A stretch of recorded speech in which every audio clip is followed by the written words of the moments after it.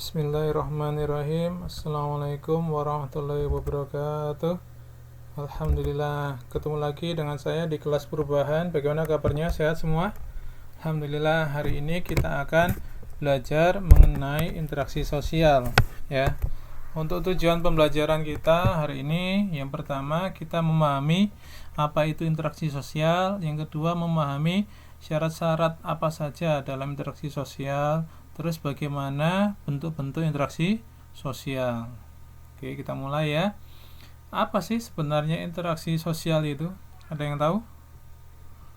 Oke, jadi interaksi sosial itu adalah hubungan antara orang dengan orang lain atau antara orang perorangan, terus antara orang dengan kelompok, terus antar kelompok sebagai hubungan timbal balik. Nah, ini contohnya misalkan ada seseorang punya relasi dengan orang lain, ya, bisa dalam relasi bisnis atau antara dokter dengan pasien, antara penjual dengan pembeli, terus antara hubungan pertemanan.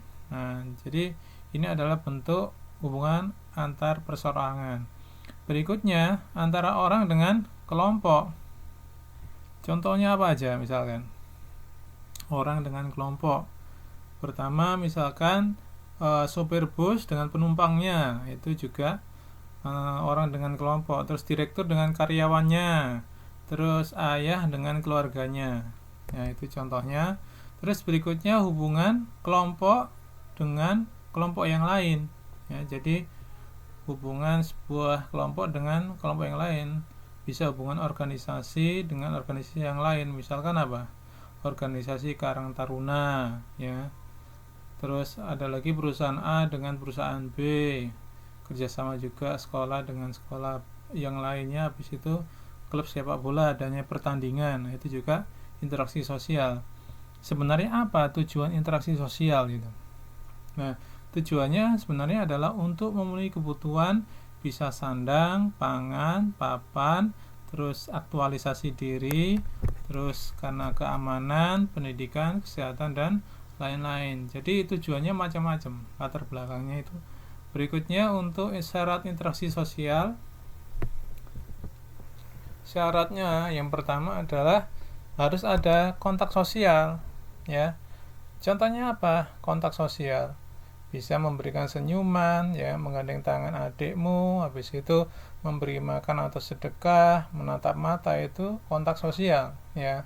Contoh lainnya apa? Misalkan bersalaman, ya, terus membayar sesuatu, menonton pertandingan, dan sebagainya. Ini juga termasuk kontak sosial, ya.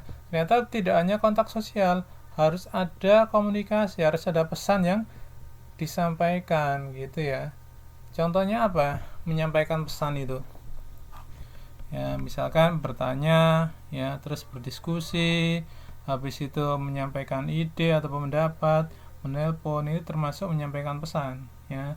Terus yang ada lagi yang lagi ya, pasang status, yang berikan komentar status orang lain, habis itu pasang iklan, habis itu menulis buku, itu juga termasuk menyampaikan pesan. Berikutnya, faktor apa saja dalam interaksi sosial itu? Ada beberapa, ya. Yang pertama, faktornya itu adalah sugesti, yaitu memberikan stimulus untuk memperkuat keyakinan. Contohnya iklan-iklan di TV gitu, ya. Misalnya ada hasil foto kamera Vovo kok bagus sekali, ya, akhirnya menstimulus untuk membeli HP merek Vovo, misalkan seperti itu.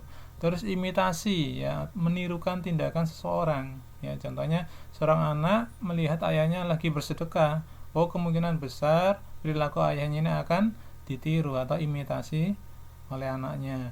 Berikutnya identifikasi, ya. Kalau identifikasi ini kelanjutannya imitasi, ya. Proses meniru untuk berbuat sesuatu. Contohnya ayah pakai kopiah ditiru anaknya, ya, karena anaknya ingin tampil sama mirip dengan ayahnya. Ini juga identifikasi. Berikutnya simpati. Simpati itu apa? Merasa tertarik dengan orang lain karena ada kelebihan tertentu, ya. Contohnya karena prestasinya, Ya, jadi prestasi seseorang akan membuat orang lain itu tertarik, itu bersimpati berarti. Berikutnya ada lagi empati, ya. Tadi simpati, yang ini empati.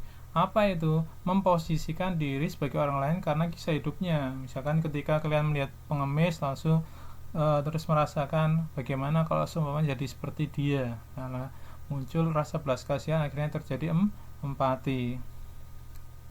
Berikutnya adalah motivasi. Motivasi itu adalah dorongan untuk melakukan sesuatu. Contohnya apa? Misalkan guru memberikan pujian atas pekerjaan siswanya. Nanti apa? Siswanya menjadi lebih giat belajar, ya, karena sudah ada pujian atau motivasi dari gurunya. Nah, terus bentuk-bentuk interaksi sosial itu macam-macam, ya. Ada yang bersifat asosiatif, ya. Jadi kalau proses asosiatif ini contohnya kerjasama, ya, gotong royong, koalisi, kooptasi, bergening, joint venture. Ada lagi yang akomodasi, kompromi, meditasi, toleransi.